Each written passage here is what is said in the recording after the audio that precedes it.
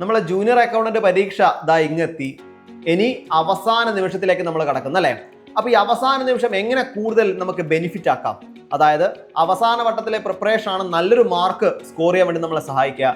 അതിനുവേണ്ടി നമ്മളെ CCയിൽ booster ബാച്ചുകൾ start ചെയ്തിട്ടുണ്ട്. അപ്പൊ എങ്ങനെയായിരിക്കും ഈ ബൂസ്റ്റർ ബാച്ചുകൾ, ടൈം ടേബിൾ തുടങ്ങിയ കാര്യങ്ങൾ നമുക്ക് നോക്കാം. നോക്കൂ, നമ്മൾ ബൂസ്റ്റർ ബാച്ച് ഇവിടെ സ്റ്റാർട്ട് ചെയ്യുന്നു. നമ്മൾ ഒന്നാം ദിവസം ഒന്നാമത്തെ യൂണിറ്റായ അക്കൗണ്ടിങ് പഠിക്കുന്നു. പിറ്റേ ദിവസം കോസ്റ്റ് അക്കൗണ്ടിങ് ആണ് പഠിക്കുന്നത്. രണ്ടാമത്തെ ദിവസം ഫിനാൻഷ്യൽ മാനേജ്മെന്റ് ആണ് പഠിക്കുന്നത്. കൂടാതെ അന്നേ ദിവസം എന്തും കൂടിയുണ്ട്, മോഡൽ എക്സാം കൂടിയുണ്ട്. ഇവിടെ ഓരോരോ ദിവസം പഠിക്കുന്നതിന്റെ ഏരിയ, അതായത് ഒന്നാമത്തെ യൂണിറ്റ് ആയിക്കോട്ടെ, രണ്ടായിക്കോട്ടെ, മൂന്നായിക്കോട്ടെ, ഓരോ യൂണിറ്റിന്റെയും 2 മണിക്കൂർ വീതം ആ യൂണിറ്റിൽ നിന്നുള്ള വളരെ ഇമ്പോർട്ടൻ്റ് ആയിട്ടുള്ള ചോദ്യങ്ങൾ കോർത്തിണക്കിക്കൊണ്ടുള്ള 2 മണിക്കൂർ ലൈവ് സെഷനാണ് നമ്മൾ എന്ത് ചെയ്യുന്നത്, കൊടുക്കുന്നത്.